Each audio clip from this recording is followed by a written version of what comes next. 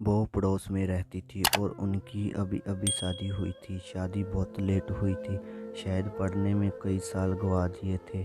हम सब उनसे छोटे थे और उन्हें भाभी भाभी कह के बुलाते थे। भाभी के साथ बात करना, भाभी के हाथ का बनाया खाना खाना हम सभी को बहुत अच्छा लगता था।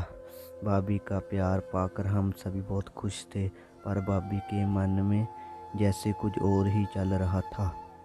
भाभी की एक सहेली निशा उनके घर अक्सर आया करती थी। निशा वैसे तो उम्र में भाभी से छोटी थी, पर भाभी से हर बात शेयर करती थी। मेरा निशा से बहुत साल तक अफेयर चला और उस दौरान हमारा कई बार शारीरिक संबंध भी हुआ। लगता था कि निशा ने सब कुछ मेरी भाभी को बता दिया।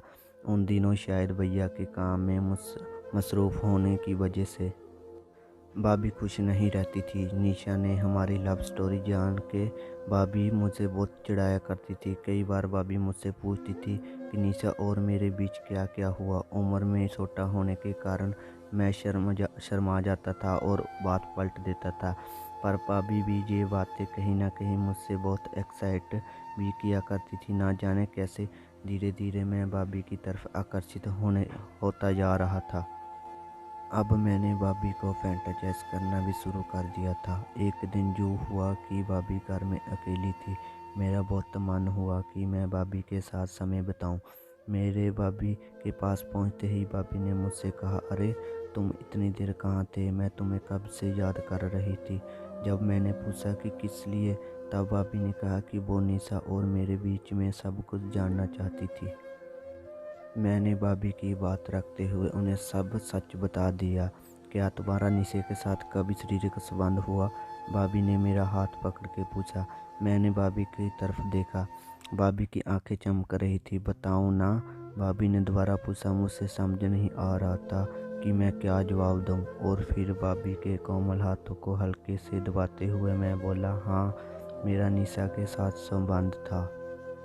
पर भाभी जी, अब पुरानी बात हो चुकी है। ना जाने मुझसे ऐसा क्यों लग रहा था कि ये बात बताने के बाद मैं भाभी को हमेशा के लिए खो दूंगा। पर होनी को तो कुछ और ही मंजूर था। मेरा सर झुका हुआ था और मैंने हाथों में भाभी का हाथ था। मैं अपनी और निशा की कहानी भाभी को सुना ही रहा था और भाभी का हाथ धीरे धीरे दबा रहा था। मेरी प्यारी भाभी भी मुझे अपना पूरा समय दे रही थी और चुपचाप मेरी कहानी सुन रही थी। मैं अब तक भाभी के कोमल हाथों में स्पर्श का भरपूर आनंद उठाने लगा था। ये पहली बार था कि भाभी मेरे इतने करीब थी। भाभी की सुंदरता, भाभी का स्पर्श और भाभी की सांसों के आती हुई खुशबू मुझे मदहोश कर रही थी। उस मदहोशी के आलम में मैंने भाभी के कंधे पर हाथ रख दिया और भाभी के कानों को सहलाना शुरू कर दिया था।